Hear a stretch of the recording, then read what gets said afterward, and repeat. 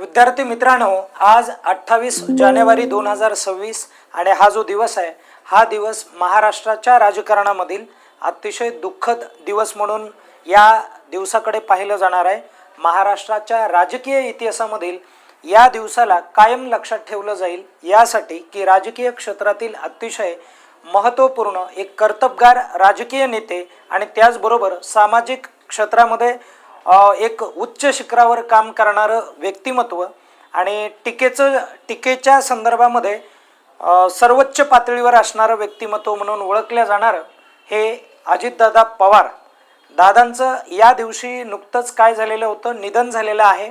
8:48 हे जे निधन आहे हे निधन प्रामुख्याने बारामती या कार्यक्षेत्रामध्ये झालेलं होतं। मुंबईवरून हे विमान बारामतीला पोहोचणार होतं आणि अवघ्या 3-4 मिनिटातच विमान लँडिंग होणार होतं आणि तेव्हाच हा जो अपघात आहे हा अपघात झालेला आहे। ही दुःखद घटना झालेली आणि विद्यार्थी मित्रांनो, तुम्हाला परीक्षेच्या दृष्टीने या बातमीवरती हमखास एक प्रश्न विचारला जाईल की नुकतेच निधन पावलेले किंवा अपघातामध्ये निधन पावलेले महाराष्ट्राचे मुख्यमंत्री अजितदादा पवार हे महाराष्ट्राचे कितवे मुख्यमंत्री होते, अशा प्रकारचा एक प्रश्न विचारला जाईल। कितवे उपमुख्यमंत्री म्हटलं की ते सांगायचं तुम्हाला 8वे उपमुख्यमंत्री होते। आणि त्याचबरोबर तुम्हाला काय विचारलं जाणार आहे मित्रांनो, तर इथे विचारलं जाईल की अजितदादा पवार हे जे आहेत हे यांच्याकडे कोणत्या स्वरूपाचे किंवा कोणते यांच्याकडे खाते होते, तो एक प्रश्न विचारला जाईल। खाते जर विचारलं तर हे कायम लक्षात राहू द्या बघा, त्यांच्याकडील खाते यावरती क्लिअर प्रश्न विचारला जाईल। वित्त व नियोजन कोणतं खातं होतं, वित्त व नियोजन हे खातं होतं। ओके, आणि त्याचबरोबर दुसरं खातं कोणतं होतं तर अन्न नागरी पुरवठा व ग्राहक संरक्षण हे खातं त्यांच्याकडे किंवा या विभागाची जबाबदारी त्यांच्याकडे दिली होती। आणि तिसरं होतं राज्य उत्पादन शुल्क।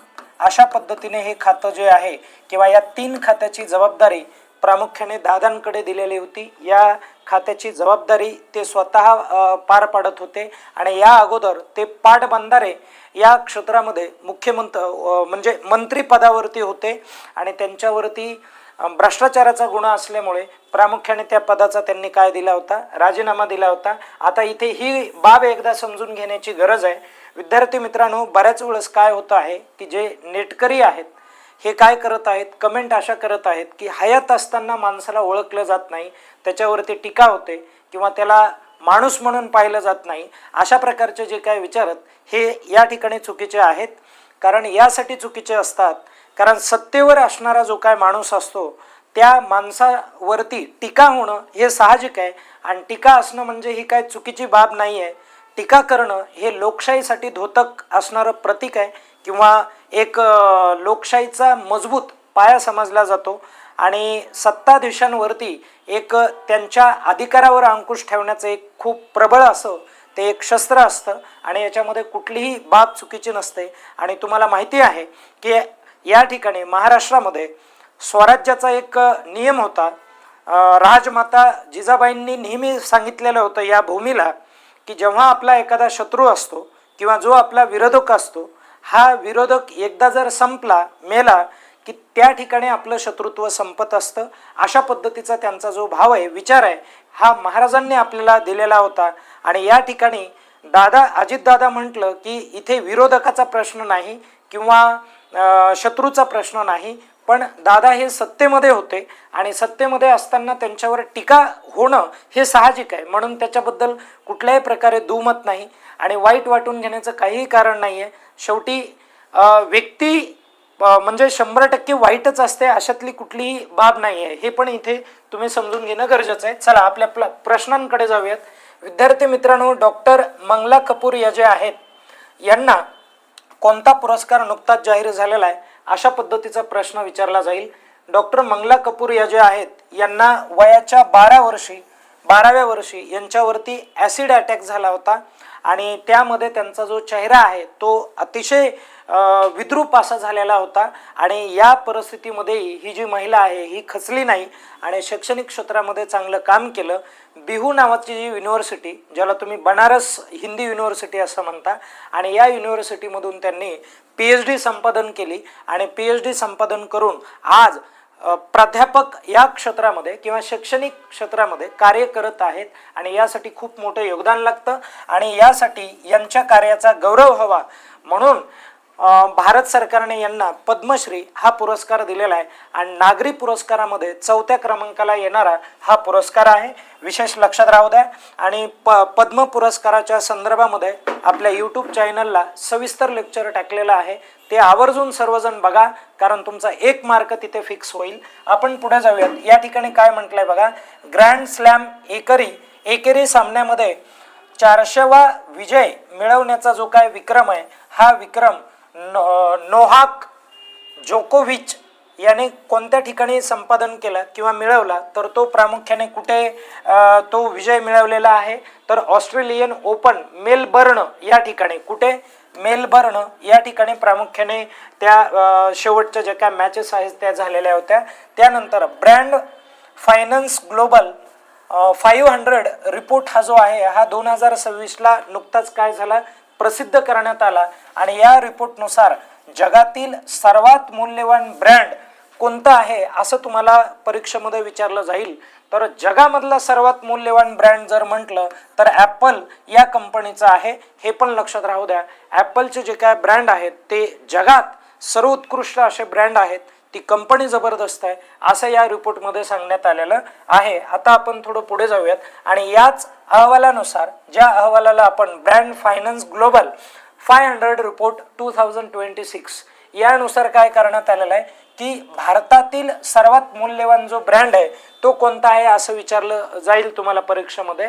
तर त्याचं डेफिनेटली तुम्हाला काय सांगायचं आहे, तर टाटा ग्रुप ही जी आहे, टाटा ही जी कंपनी किंवा टाटाचे जे काय प्रोडक्ट आहेत हे भारतामध्ये अतिशय दर्जेदार आहेत आणि भारतातच नाही तर जगामध्ये हे प्रसिद्ध असे जे काय प्रोडक्ट हे आपल्याला बघायला मिळतात.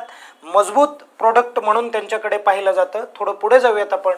2025 साठी प्रतिष्ठित इंदिरा गांधी शांती निशस्त्रीकरण आणि विकास पुरस्कार हा जो आहे हा 2025चा होता, पण वितरित कधी करण्यात आला, 2026ला वितरित करण्यात आला. तर तो 2026ला नेमकं कुणाला दिला अशा प्रकारचा प्रश्न तुम्हाला परीक्षेमध्ये येईल आणि याचं करेक्ट उत्तर काय आहे, ग्रासा माशेल यांना दिलेला आहे. आणि ही जी महिला आहे मित्रांनो, तर राजकीय क्षेत्रामध्ये सामाजिक क्षेत्रामध्ये आघाडीवर असलेली महिला आणि शांततेसाठी उत्कृष्ट असं काम केलेलं आपल्याला दिसून येतं आणि त्यामुळे या महिलेला हा जो पुरस्कार आहे हा पुरस्कार दिलेला आहे. इंदिरा गांधी एक मंच जो आहे त्याच्या माध्यमातून या पुरस्काराचं काय होत असतं, वितरण होत असतं आणि निश्चितच अशा लोकांना पुरस्कार द्यायला हवा. आणि आता पुढे जाऊयात. गणेश लक्ष्मी नारायण यांची MD म्हणजे काय, ज्याला मॅनेजमेंट डायरेक्टर आपण म्हणूयात, आणि CEO ज्याला आपण चीफ एक्झिक्युटिव्ह ऑफिसर असं म्हणूयात. आणि या दोन्ही पदावरती नियुक्ती नुकतंच कोणत्या कंपनीसाठी झालेली किंवा कोणत्या कंपनीमध्ये झालेली आहे, तर टाटा कम्युनिकेशन जी कंपनी आहे, टाटाचा विभाग येतो, तर या टाटा कम्युनिकेशन्सचे आता नवीन MD म्हणजे मॅनेजमेंट डायरेक्टर आणि CEO चीफ एक्झिक्युटिव्ह ऑफिसर म्हणून कुणाची नियुक्ती झाली, तर परीक्षेमध्ये डायरेक्ट तुम्हाला काय सांगायचं आहे, गणेश लक्ष्मी नारायण यांची काय झालेली आहे, नियुक्ती झालेली. आपण थोडंसं पुढे जाऊयात, नंतरचा प्रश्न बघूयात. बघा, तर न्यूमबिओ सेफ्टी इंडेक्स 2026 हा जो इंडेक्स आहे या इंडेक्सनुसार जगातील सर्वात सुरक्षित जे काय शहर आहे ते कोणतं शहर आहे, लोकांना राहण्यासाठी सुरक्षित वाटत आहे, कुठेही तिथे भीती नाही आहे, अशा प्रकारचं जे शहर आहे, शांततेचं जे काय शहर आहे ते अबुधाबी हे शहर आहे असं जगामध्ये नावारूपाला आलेलं आहे या रिपोर्टनुसार. ठीक आहे. आता हे जगात झालं तर भारतात कोणतं आहे, चला आपण ते बघून घेऊयात एकदा. लक्षात घ्या, जर आपण याच रिपोर्टनुसार भारतामधलं दुसऱ्या क्रमांकाचं जर शहर पाहिलं तर हे शहर आपल्याला कोणतं बघायला मिळेल, तर अहमदाबाद हे शहर बघायला मिळेल. आणि आता मला कमेंट करून सांगा की अहमदाबाद हे जे शहर आहे हे नेमकं कुठे आहे, शहर कोणत्या राज्यामध्ये आहे. ओके, चला आता नंतरचा एक प्रश्न पाहूयात. बघा, आंतरराष्ट्रीय मराठी चित्रपट पुरस्कार नुकताच काय झालेला आहे, वितरित झालेला आहे. आणि हा कुठे वितरित झाला आहे, तर एक महोत्सव आहे, पुणे आंतरराष्ट्रीय चित्रपट महोत्सव. आणि जो चित्रपट महोत्सव कुठे आयोजित करण्यात आला होता, पुण्याला करण्यात आलेला होता. आणि या चित्रपट महोत्सवामध्ये प्रामुख्याने या गटामध्ये किंवा या विभागाकडून हा पुरस्कार देण्यात आलेला आहे, आंतरराष्ट्रीय मराठी चित्रपट पुरस्कार म्हणून हा पुरस्कार 2026ला वितरित झालेला आहे. आणि या पुरस्काराच्या माध्यमातून जर विचारात घेतलं तर सर्वोत्कृष्ट दिग्दर्शक म्हणून कोण ठरलेला आहे मराठी चित्रपटामध्ये, तर त्याचं करेक्ट उत्तर काय असलं पाहिजे, तर संतोष डावकर हे ठरलेले आहेत.